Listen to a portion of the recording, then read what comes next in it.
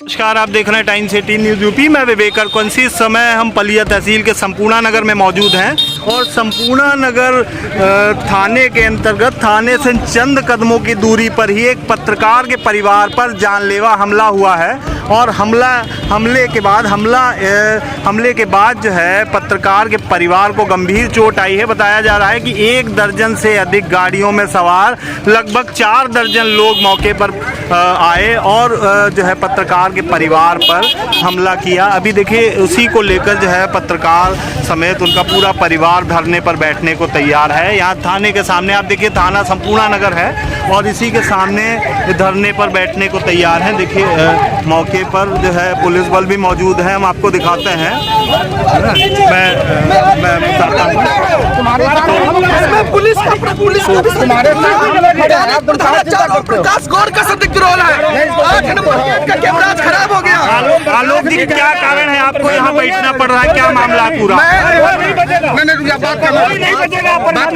मैं इंस्पेक्टर साहब को बुला दीजिए। मैं ड्यूटी पे था, मैं एक स्कूल में कार्यरत था। मेरे घर से फोन आया माता जी का रोते हुए कि अब मेरे घर को आगे और पीछे से दर्जनों लोगों ने घेर लिया है। पापा गेट खोले, उनको पूछे कि आलोक के पापा हो, करते हुए उन पर तवाड़ मारने लगे। घर में पुरुष में सिर्फ पिताजी थे, बुजुर्ग हैं, माता मेरी वाइफ और 3 औरतें थी और अंदर घुस गए। जिसको जितना मार पाए मारे।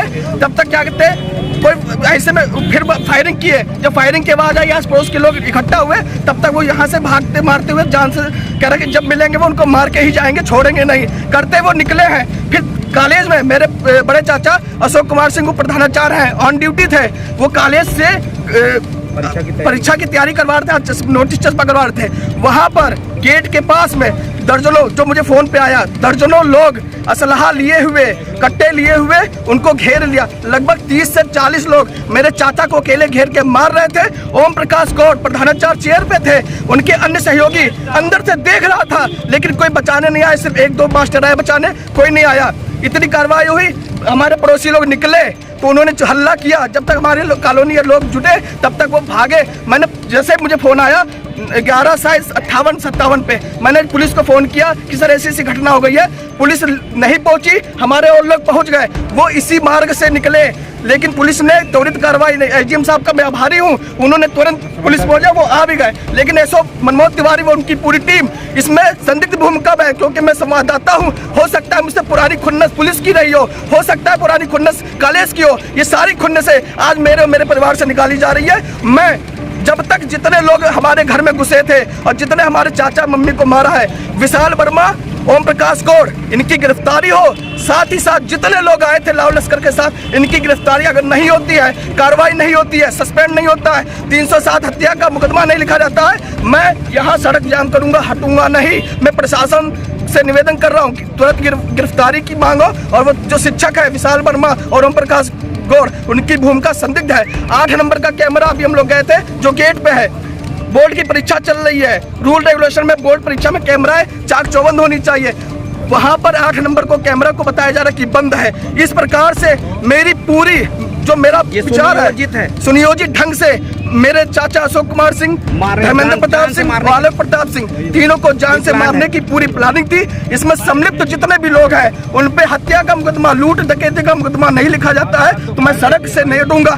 फायरिंग करके मेरे पूरे कॉलोनी, आज मेरी पूरी कॉलोनी में लोग डरे हुए हैं। क्या ये पूरी घटना आपके पत्रकार होने के कारण हुई है क्या? सर देखिए, मैं युवा जनहित सेवा समिति का अध्यक्ष हूँ। मैं छोटे मोटे सामाजिक कार्य मैं इसलिए पूछ रहा हूँ कि पत्रकार दुनिया भर की खबरें, तमाम लोगों से बुराइयां लेते हैं और लोगों की खबर चलाते हैं। बीते दिनों एक खबर थी कोचिंग पढ़ाने को लेकर, उसमें छोटे मेरे चाचा जो हिंदुस्तान संवाददाता है उनसे कोई बातचीत थी खबर को वायरल करने, तो उसने खुलेआम धमकी दी थी कि तुम्हारी पत्रकारिता हम देख लेंगे, तुम्हारी सेहत सही कर देंगे, जान से मारने की धमकी दी। उस दिन हमने आके थाने में तहरीर दी लेकिन कोई कुछ नहीं हुआ। वो आज इतनी बड़ी वारदात घट गई। अगर मैं मौके पर होता तो आज मेरी जान जा सकती थी। मुझे सुरक्षा चाहिए, मेरे परिवार को सुरक्षा चाहिए और जितने भी दोषी हैं उन पर कार्रवाई हो, हत्या का मुकदमा हो, लूट डकैती का मुकदमा हो और गिरफ्तार हो। लगभग ये विशाल वर्मा को सर मैं घर पे नहीं था, मैं ड्यूटी पे था। लोगों ने मेरे जो भी लोगों ने बताया कि कम से कम 1.5 दर्जन वाहन थे। स्कॉर्पियो बेलोनो में कट्टा भी निकला है, उसकी फोटो मेरे पास है।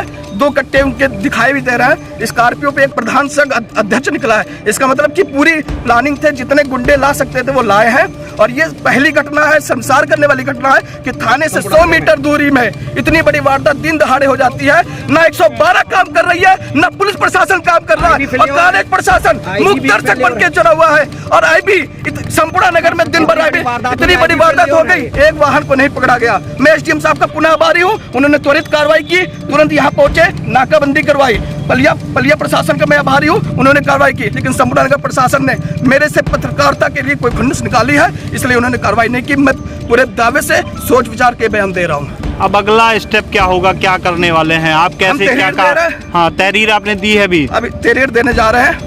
तहरीर में जो नामजद है, जिसमें भूमिका संलिप्त है, जो अज्ञात है, अज्ञात तो कुछ नहीं है, क्योंकि जो लेके आया विशाल वर्मा, अगर उससे ये लोग पूछताछ करेंगे, क्योंकि लेके आया वो सबको लेकर आए। क्या आसपास के लोग थे क्या वो? सर मैंने देखा नहीं है कि आसपास के थे, बाहर से ये विशाल वर्मा नामक अध्यापक वो सारा चीज ही वो करेगा। और चश्मदीद गवाह हैं ये हमारे बड़े भाई जिला पंचायत सदस्य, इन्होंने मेरे चाचा को पीटते हुए देखा, इन्होंने बीच बचाव किया। भैया कितने लोग थे बताइए?